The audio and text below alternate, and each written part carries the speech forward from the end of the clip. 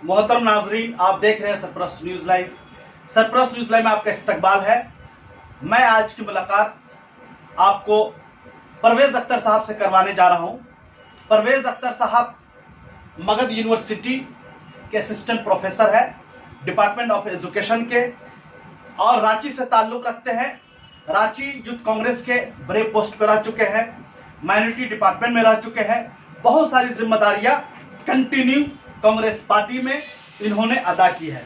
अभी एआईसीसी ने नदीम जावेद साहब ने बंगाल के ऑब्जर्वर बना करके इनको नियुक्त किया गया है, भेजा गया है कि किस तरीका से आप पार्टी के लिए काम कर पाते हैं, इसलिए कि इनके पास तजर्बे है, एक्सपीरियंस है। इसकी रोशनी में बंगाल में कांग्रेस के लिए बड़े पैमाने पे काम करेंगे। परवेज अख्तर साहब एक इल्मी शख्सियत है, सियासी शख्सियत है, मिल्ली शख्सियत है, समाजी शख्सियत है। पूरे हिंदुस्तान में अपना असर रसूख अपने एतबार से रखते हैं, तालीमी एतबार से भी, सियासी सूझबूझ के एतबार से भी, एज ए पॉलिटिकल भी। चलिए, हम मगरबी बंगाल के इलेक्शन का दौरा है। पॉलिटिकल हजरात बंगाल में आ रहे हैं, जा रहे हैं, अपने अपने पार्टियों के लिए काम भी कर रहे हैं। चलिए, ऐसी सूरत हाल में हम परवेज भाई से बातें करते हैं। आपका सरपरस्त न्यूज लाइव में इस्तकबाल है। अभी मगरबी बंगाल में इलेक्शन चल रहा है। आज दूसरे फेज का इलेक्शन 6:30 बजे तक कंप्लीट हो जाएगा। 30 सीटों का, 60 सीट का इलेक्शन आज कंप्लीट हो जाएगा। पहला चरण में 30 सीट, दूसरे चरण में से 294 में से -60 सीट हो जाएगी। और बंगाल की सरजमीन, यहीं से हम बात करेंगे। कभी भी हिंदू मुस्लिम फिरका परस्ती के लिए कभी नहीं रही। ये एक मोहब्बत की सरजमीन थी, भाईचारे की सरजमीन थी, गुरु नानक की सरजमीन थी, रविंद्रनाथ बोस की सरजमीन थी, काजी नजरुल इस्लाम की सरजमीन थी। ध्रुवीकरण का मामला कभी भी बंगाल में नहीं रहा। जाति के नाम पर, मजहब के नाम पर, जात के नाम पर कभी भी वोट नहीं मांगा गया। ये यूपी में चलता है, बिहार में चलता है, झारखंड में और अदर स्टेट में चलता है, मगर बंगाल में ये चीज नहीं था। मगर गृह मंत्री जब आते हैं बंगाल में तो मतवा समाज की बातें करते हैं, राजवंशी समाज की बातें करते, मल्ला समाज की बात करते, वो बंगाल की जनता के लिए बात नहीं करते। कि यहीं से सवाल मैं आपसे लेता हूं, क्या बंगाल में जो आपकी एंट्री हुई है सिर्फ और सिर्फ मुसलमानों के लिए बात करेंगे या बंगाल की पूरी जनता के लिए बात करेंगे? हम डायरेक्ट इस सवाल का जवाब लेते हैं परवेज अख्तर साहब से, जो एआईसीसी और माइनॉरिटी डिपार्टमेंट के ऑब्जर्वर बनकर के आए। आपका स्वागत है। दिल गहराइयों से शुक्रिया अदा करता हूँ सरपरस्त टीवी का, जो मगरबी बंगाल की जमीन पर नहीं पूरे हिंदुस्तान में आप लोगों की बातों को, आवाम की बातों को, सियासी दीनी मजहबी तालीम को उठाते हैं। अल्लाह आपको मज़ीद सेहत दे और दुआ। सबसे पहले तो मैं अमित शाह की बात जो आपने की, मुझे हंसी आती है और अफसोस भी होता है ऐसे लोगों पर कि जो लोग पार्लियामेंट में चिल्ला चिल्ला कर कहते हो कि सबका साथ सबका विकास, और नहीं इसमें कहते हैं कि सबका साथ सबका विकास और सबका विश्वास। अब यकीन मानिए कि जब आप कम्युनिटी और ग्रुप वाइज बात करोगे, जब अलग अलग लोगों की बात करोगे, तो आपका फंडा बिल्कुल फेल, खत्म। और मुल्क हिंदुस्तान में 2014 के बाद जो अफसोस हो रहा हम जैसे नौजवानों को, मुझे आज भी याद है कि फतुहा की जमीन जब मैं पढ़ा करता था, हम गुलाम परवेज सिंह खा करते थे। मैं हिंदू फशी भूषण भाई के साथ खाया करता था, मनी भूषण भाई खाया करता था। जब जुमा की नमाज पढ़ने जाता तो लोग कहते थे अरे ये तो मुसलमान है, तरावी की नमाज कहते मुसलमान है। वो चीज खत्म हो चुका है। सही, एक प्लेट में खाया करते थे हम लोग। सही, मुल्क हिंदुस्तान का वो तस्वीर याद कीजिए जब कैथोलिक और प्रोटेस्टेंट दोनों जंग कर रहे थे और मुल्क हिंदुस्तान का एक बावकार शख्सियत अकबर मुल्क हिंदुस्तान के पूरे निजाम का तस्वुर और सेक्युलरिज्म के तस्वुर को मजबूत कर रहा था। और जो दफा शादी करके साबित कर दिया कि मुल्क हिंदुस्तान में अमन के लिए हम क्या कुर्बानी दे सकते हैं। आज बार बार भाजपा जो लोग 2-3 है, 4 से 3 हो गए। और मैं यकीन करना चाहता हूं और यकीन देना चाहता हूं सरपरस्त टीवी का अब महबूब साहब आपको, कि अगर हमारा लोग बंगाल एआईसीसी का पहला अध्यक्ष उमेश चंद्र बनर्जी, एआईसीसी का सबसे बेहतरीन अध्यक्ष, तो सबसे कम उम्र का अध्यक्ष, 35 साल का अध्यक्ष, जिसकी तारीख आज भी है, मौलाना अबुल कलाम आजाद की जमीन है। ये जमीन गीतांजलि जैसे रविन्द्रनाथ टैगोर की जमीन है। ये शिक्षाविद अरविंदो घोष की जमीन है। ये जमीन ऐसे मत वाले नेताजी सुभाष चंद्र बोस की जमीन है। यह खुदीराम बोस की जमीन है। इस जमीन से ऐसे सुरमाओं ने पैदा लिया है जो मुल्क की आजादी को, अंग्रेज को छक्के छुड़ा दिए हैं, और कभी हिंदू मुस्लिम सिख ईसाई को बांटने का काम नहीं किया, मेल मिलाप से काम किया है। आज मैं जो आया हूँ, मैं हिंदू भाई हमारे दोस्त हैं, सिख भाई हमारे दोस्त हैं, ईसाई भाई हमारा दोस्त है। और आपको तो खुशी होगी, जिस कांग्रेस ने मुल्क को आजादी दिलाई उसका ऑक्टेवियन एलन ह्यूम सरपरस्ती क्रिश्चियन था, और पहला जो अध्यक्ष हुआ वो बंगाल से। और 9 मुसलमानों ने अध्यक्षता की है कांग्रेस की। मैं लोग हमारे बार बार ये मार्केट में बात फैला रहे हैं कि कांग्रेस ने मुसलमानों के लिए क्या किया। मैं कहना चाहता हूँ लोगों, तारीख को पढ़ो और आग को देखो।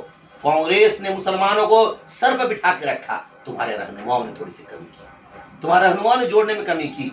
तुमको सोचना चाहिए कि मौलाना आजाद और मोहम्मद अली जोसर, मुख्तार अहमद, बदुद्दीन तैयब हकीम, मजनू हसरत मोहानी जैसे लोगों ने कांग्रेस को सींचा। मैं कहना चाहता हूँ कांग्रेस पार्टी ईसाई और मुसलमानों के सरे फहरिस्त और उनके दिए हुए तोहफा है जो मुल्क की आजादी। परवेज साहब, बंगाल के इलेक्शन है, कश्मीर के बाद बंगाल में सबसे ज्यादा मुसलमान रहते और बसते हैं, और ऐसी सूरत हाल में बंगाल का इलेक्शन हो रहा है।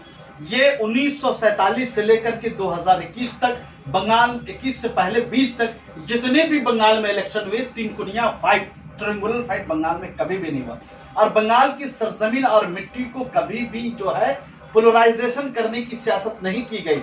बंगाल में कभी भी जो है जय श्री राम और नारे तकबीर पर वोट नहीं मांगा गया, मगर इस बार बंगाल में वोट मांगा जा रहा है जय श्री राम और नारे तकबीर पर।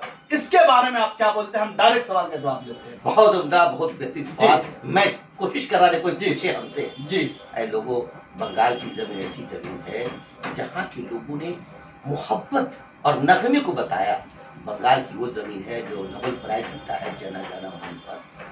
यहाँ पर जय श्री राम नहीं चलेगा, नारे तकबीर नहीं चलेगा, यहाँ मोहब्बत चलेगा, उल्फत चलेगा, मसावत चलेगा। लेकिन एक बात बहुत अच्छी छन के आई है जी, ये मरकजी सरकार 70 सालों की बात करती है। 70 सालों में केंद्र की मरकजी सरकार नरेंद्र मोदी, अमित शाह के जो 2 ही लीडर है, बाकी तीसरा कोई मंत्री नहीं है, सब इन लोगों के बउआ हैं, झुंझुना है। उनसे अपना विभाग पूछिएगा तो नहीं पता होगा। ये 2 लोगों ने मुल्क को जिस तरह से झोंका है और जिस तरह से दिखाया है, बिक रहा है, रोजगार हो रहे हैं, महंगाई चरम सीमा पर है, लोग तरस रहे हैं, गरीब गरीब होता जा रहा है। अडानी और अंबानी का माल लॉकडाउन में बढ़ रहा है, लोग तरस, जो भूखा भूखा तड़प रहा है। लॉकडाउन आपने देख लिया सरकार की क्या नियति है। और ममता दीदी तो थोड़ा सा कम है, ज्यादा नहीं, थोड़ा सा कम है, कहती है इतनी सी करती है, और वो कहता है कुछ भी नहीं करता है। मैं बंगाल की जमीन की धरती के एक बंगाली मुसलमान, एक अकलियत, एक बंगाल के शुभामीन जनता, एक हिंदू धर्म, ईसाई, सिख, तमाम लोगों से अपील करता हूँ, लोगों आज तुम्हारे पास एक बेहतरीन ऑप्शन है, बेहतरीन ऑप्शन है। वो ऑप्शन क्या है? वो ऑप्शन कांग्रेस पार्टी है, वो ऑप्शन लेफ्ट है। और आईएसएफ, अब्बास सिद्दीकी जैसा नौजवान, बावक्कर नौजवान मैदान में है, उस नौजवान के बातों को मानिए। मैं बिहार से आया हूँ, मैं अपने मुसलमान ही नहीं, पूरे बंगाल जो हमारे लोग आके बसे हैं, पूरा इलाका हमारा है, सतराम, भभुआ, आरा, भले हुए लोग हैं। मैं सरपट टीवी के माध्यम से आपको कहना चाहता हूँ कि आपके पास बेहतरीन ऑप्शन है।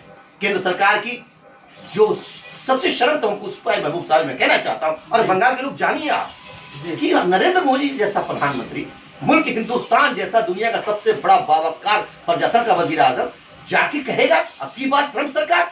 जब ये लफ्ज कहा, मैं तालीम याफ्ता इंसान, रात भर सोया नहीं, गम से लगा कि सर झुके तो मैं जमीन में कूद जाऊं। हमारा वजीर आजम किसी की जाके वहां पर ये करेगा अब की बात ट्रंप सरकार, और इस तरह के लोगों को आप मान रहे हो, नहीं चलेगा। यहाँ पर हिंदू मुस्लिम सिख ईसाई मिलकर रहेंगे। और तीसरा ऑप्शन खामोश है, और उसका वोट जब निकल के आएगा आप देखिएगा, खेला होवे, बढ़िया से खेला होवे, और कांग्रेस के बिना खेला ना होवे।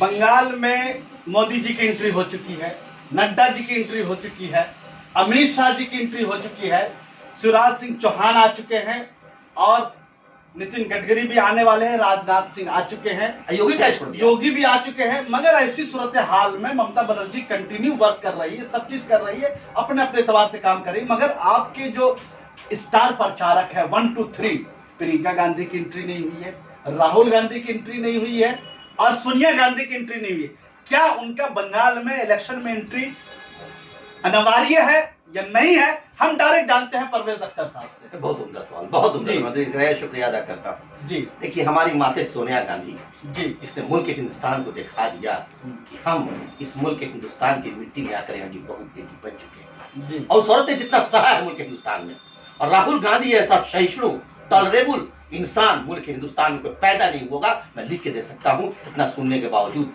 लेकिन हमारी नजरें उस तरफ की हुई, हम थोड़ा आसाम देख रहे हैं, इसलिए कि आसाम से बीजेपी को मुक्त करना है। हम तमिलनाडु देख रहे हैं, तमिलनाडु से आईडीएम को मुक्त करना है। हम पांडिचेरी देख रहे हैं, वहां से मुक्त करना है। और हम बंगाल आएंगे, हमारी माँ भी आएगी, हमारे भाई भी आएंगे, हमारी बहन भी यकीनन आज से कल तक में आएंगे।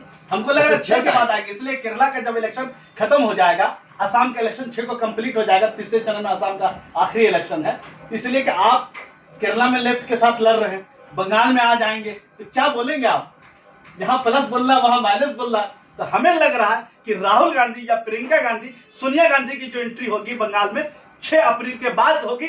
इसी का सवाल का जवाब लेते परवेज अख्तर साहब से। देखिए, सियासत में सब कुछ मुमकिन है जी। जब भाजपा जैसी सरकार जी बीडीपी के साथ बना सकती है जी, शर्म नहीं आई उसको जी, जी, और जमीन में नहीं डूबा। हमको 4 रात आज भी नींद नहीं आई जब सीए का बिल पास हुआ, नींद नहीं आई। जब कश्मीर में पास हुआ था नींद नहीं आई थी, दिल टिकैत रोए थे, नींद नहीं आई थी। आज दिन हमारे मुस्लिम पर्सनल पर अटैक हुआ और 3 तलाक बिल मुझे नींद नहीं आई। कश्मीर में ये लोग, हम जब महाराष्ट्र में सरकार बना सकते हैं शिवसेना के साथ, और जब लेफ्ट के साथ हमने हुकूमतें चलाई है यूपीए की, ठीक है, हमारा लेफ्ट तो बड़ा पार्टी बड़ा रहा है, कोई दिक्कत नहीं है, लेफ्ट हमारा दोस्त है, सियासत में एंट्री 6 के बाद होगी इंशाल्लाह। नहीं, पहले भी हो सकती है यकीनन। देखिए, केरला हमारा एक चैलेंज है, नो डाउट चैलेंज है। इससे चैलेंज है कि केरला में हमारे चांडी साहब, अरुण चांडी साहब बहुत सी सरकार चला चुके हैं, और यकीन मानिए मैं कहना चाहता हूँ लोगों को, कांग्रेस की सरकार में लाख का कुछ कुछ साबित नहीं हुआ। 2 लाख का घोटाला, वो घोटाला कुछ नहीं। कांग्रेस का हाथ गरीबों के साथ है, यकीनन है। आज जितने बड़े इस बार परवेज साहब, बंगाल का मुद्दा आपका क्या होगा? मेरा सबसे बड़ा मुद्दा होगा अमन, भाईचारा, बेरोजगारी को दूर करो, मोहब्बत का पैगाम दो, मिलजुल कर रहो, एक साथ रहो, और हिंदुस्तान की सबसे बड़ा राज्य जहां से मुल्क हिंदुस्तान की आजादी के परवाने लिखे गए, मुल्क हिंदुस्तान के आजादी के नगमे लिखे गए, मुल्क हिंदुस्तान की आजादी के सबसे कम उम्र का नौजवान सूली पर चढ़ा, वो बीजेपी को मुक्त करके भेजेगा और खेला होवे कांग्रेस साथ खेला होवे। बीजेपी तो समझिए कि फैल चुका है बंगाल में, कैसे करेंगे आप? आज मैं आपके माध्यम से अपील करना चाहता हूँ इंटेलिजेंस से, यकीनन मैं ममता बनर्जी से, महुआ मोइत्रा जैसी काबिल और मजबूत इरादों वाली महिला से कहना चाहता हूँ कि जहां भी रैली हो बीजेपी का आई कार्ड चेक करो, उन लोगों से पूछो कहां से आया है। मैं यकीन दिला सकता हूँ वो बिहार और यूपी के किराए के लाए हुए लोग हैं। झारखंड से भी होगा, इसलिए झारखंड से लोगों ने इस्तेनाबूद हमने कर दिया ना, 25 पार करने नहीं दिया, 65 पार हमने 25 पर रोक के दिखा दिया। ये लोगों को मैं कहूंगा कि चुनाव आयोग को भी, कि जिस तरह से वो लोग कर रहे हैं, अब माहौल गंदा कर रहे हैं, एक एक रैली में आप बिना आई कार्ड का कोई रैली में नहीं आएगा। आई कार्ड चेक करो इंटेलिजेंस, वरना दिक्कत होगी। और आई कार्ड चेक कीजिएगा तो मानिएगा यूपी, बिहार और झारखंड से लोग आए हुए हैं, लाए हुए हैं, उनके अपने लोग नहीं है। बीजेपी के अपने लोग होते हैं तो बाई इलेक्शन में दूर नहीं चाहते। 200 सीट का उन्होंने स्लोगन दिया बंगाल में। गुजरात देख लिया आपने, बिहार 15 देख लिया आपने, राजस्थान, छत्तीसगढ़, मध्य प्रदेश, मगर 19 में 22 का जो स्लोगन दिया तो यहाँ तो फिर वो 18 निकाल। देखिए, लोकसभा में कैसे जीते, क्या जीते, पूरी दुनिया आज उस पर लगी हुई है। अम्बेडकर जी का परपोता भी लगा हुआ आज तक, और ये मांग भी चल रही है कि बीबीएम बंद करो। जब अमेरिका के बात करते हो, आप तो आंदोलन भी नहीं कर रहे हैं, आप तो करते भी नहीं। आंदोलन हम तैयार है, कांग्रेस पार्टी तो करती नहीं है, पार्लियामेंट में भी कुछ नहीं बोलते ईवीएम चेंज के बारे में। नहीं, यकीन है, सब लोग लगे हुए हैं। अपने अगर आपको लग रहा है, खबर नहीं पहुंची है, तो अपने आपके माध्यम से सरपंच टीवी से कहूंगा, अपनी माता सोनिया गांधी से, राहुल जी से, प्रियंका जी से, गुलाम नबी आजाद साहब से कि आप फौरन पिटीशन दायर कीजिए और सुप्रीम कोर्ट जाइए कि नहीं, अगर दूध का दूध पानी होना है, आवाम से मकबूलियत देखनी है, तो राहुल गांधी के सामने मोदी जी इतनी सी राहुल गांधी की आइडियोलॉजी, राहुल गांधी का शार्पनेस, उनकी तेजीपन, उनके इकोनॉमिक्स के ऊपर रिसर्च, उनकी आइडियोलॉजी, एक समझिए कि अभी जो हिंदुस्तान में सियासत चल रही है ना, उनको लोग समझने वाले कम रह गए। वो जो कल होने वाला वो आज बोलते हैं। अब जो सियासत चली वो गंदी सियासत हो चुकी है, मैली सियासत हो चुकी है, बांटने की सियासत हो चुकी है, तोड़ने की सियासत हो चुकी है। राहुल गांधी बनाने की बात करते, राहुल गांधी विकास की बात करते, राहुल गांधी जोड़ने की बात करते। तो ऐसी सियासत का क्या है? अब तकरीबकारी काम कीजिए, आपको जगह मिलेगी, आप नफरत फैलाइए, आपको जगह मिलेगी। इसलिए कि मीडिया भी वही काम करता है, नफरत की बात कीजिए आपको उठा दिया जाएगा, आप इत्तेहाद की बात कीजिए आप गिरा दिया जाएगा। तो ऐसे दौर में इस आइडियोलॉजी का चलना नहीं लग रहा है कि टप हो चुका है। बहुत बड़ी बात, हम लोग मोहम्मद साहब के गुलाम जी, अल्लाह के रसूल ने जब इस्लाम फैलाना शुरू किया तो घर में ही दुश्मन, लाखों दुश्मन से भरा हुआ था। ताइफ के मैदान में भी आपने देखा कि हमने कह दिया हमारे सल्लाह के आजादी, भारत की आजादी का मतवाला देखिए। भारत की आजादी का सिंधिया जैसे लोग दलाली कर रहे थे, राजा दलाली कर रहे थे, एक से अंग्रेजों के पिट्ठू बन चुके थे। सावरकर की चिट्ठी याद है आपको, ये आरएसएस की चिट्ठी याद है, लेकिन उसी जंग मुजाहिद में कांग्रेस पार्टी टिकी रही। ये सब लड़ती चीज रही। ठीक है, मगर वो आपके चेहरे को तो धुंधला कर चुकी है बीजेपी। वो तो वोट से वाद को आगे बढ़ा बदला नहीं। आपने महाभारत देखा, आपने रामायण देखा। मैं हिंदू भाई से कहना चाहता हूँ कि रामायण एक दिन में नहीं हुआ, राम जी ने समय दिया। जब रावण नहीं माना तब लंका ढहा गया। महाभारत आपने देखा, महाभारत एक दिन नहीं हुआ, कई दिनों तक कहा गया। जाके कृष्ण जी ने समझाया कि गलत कर रहे हो दुर्योधन, नहीं माना, तब अंत हुआ। इस सरकार नहीं, मुल्क में 2024 में सरकार जाएगी और यहाँ से बीजेपी को मुक्त करके भेजेंगे। आसाम से मुक्त होगा और एआईडीएम में केरल तो छोड़ दिया, वहां तक खाता ही नहीं, कहीं खुला इन लोगों का।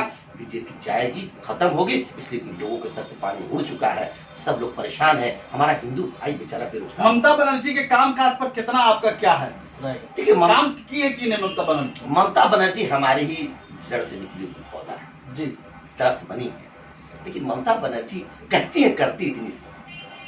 बढ़िया से करना चाहिए और मजबूती से करना चाहिए।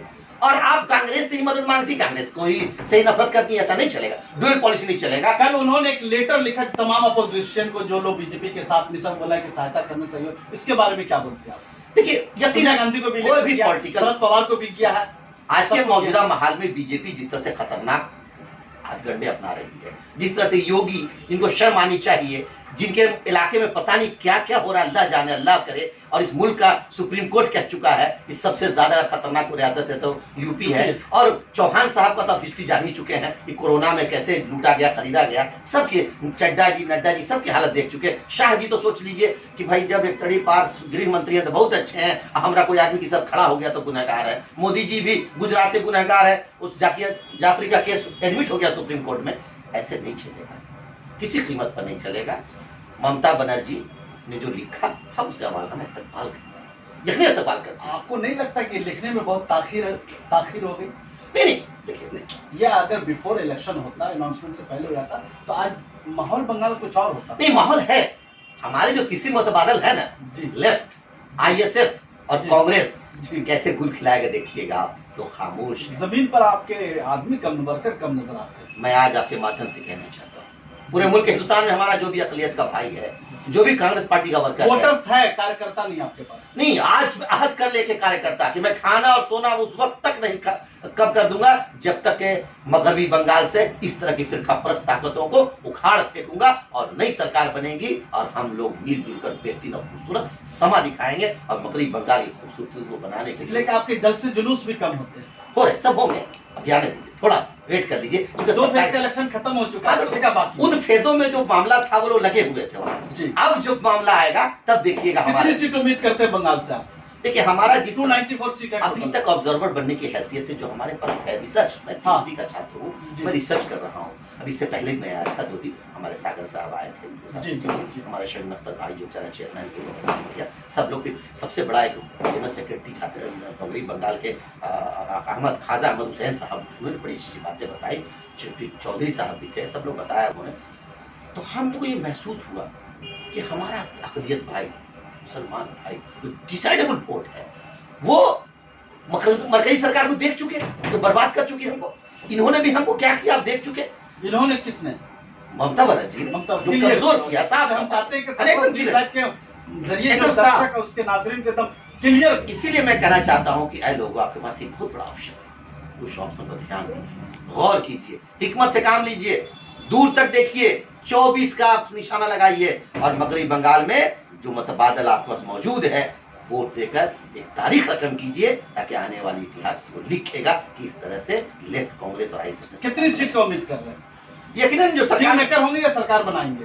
पहले तो सरकार बनाने की कोशिश होगी हमारी हर तरफ से। हम लोगों से कहेंगे कि लोगों दूसरे से मांगने से अच्छा है कि हमारी झोली में डाल दो, और अगर ऐसा नहीं हुआ तो बढ़िया। वोट किसके नाम पर? राहुल गांधी के नाम पर या किसी और के नाम पर? राहुल गांधी, यकीनन राहुल गांधी। राहुल गांधी ने जो सहा है मुल्क के लिए, जो सुना है मुल्क के लिए, जिन बातों को झेला है मुल्क के लिए, राहुल गांधी जैसा बावकार नौजवान, बासलाहियत इंसान, एक अच्छा बड़ा भाई हम लोगों का, और एआईसीसी का अध्यक्ष रहते हुए जिस तरह से उन्हें मोदी और शाह को धूल चटाया राज्य में, मैं यकीन मानता हूं कि माते सोनिया गांधी और भाई राहुल गांधी, प्रियंका गांधी और आजाद साहब, तमाम लोगों के साथ, हम एक साथ नहीं, हिंदू मुस्लिम से हमारे पार्टी के एक वर्ग, जतिन प्रसाद हो, आलमगीर साहब हो, बीके हरि प्रसाद हो, चाहे राउत साहब हो, सब मिलकर जो काम कर रहे हैं सबके नाम पर देंगे, लेकिन राहुल गांधी हमारा सबसे बड़ा चेहरा होगा। मैं एक ही के साथ चलिए, परवेज अख्तर साहब से हमने बहुत सारे सवालात पूछे, देश पर सवालात पूछे, महंगाई के ऊपर सवालात पूछे, जय श्री राम नारे तकबीर के ऊपर सवालात हमने किया, राहुल गांधी की एंट्री कब होगी उनके बारे में पूछा, इस बार इलेक्शन का मुद्दा क्या होगा, उसके बंगाल में कितनी सीटें लाने चाहते हैं। तो इन्होंने बोला कि पहले तो सरकार बनाएंगे, अगर किसी कारण से चूक हो जाते तो किंग मेकर बनेंगे। परवेज साहब, हमारे साथ जुड़ने के लिए बहुत बहुत शुक्रिया। हमारे चैनल को यूट्यूब पर, फेसबुक पर, ट्विटर पर जरूर सब्सक्राइब कीजिएगा। यह आपकी आवाज है।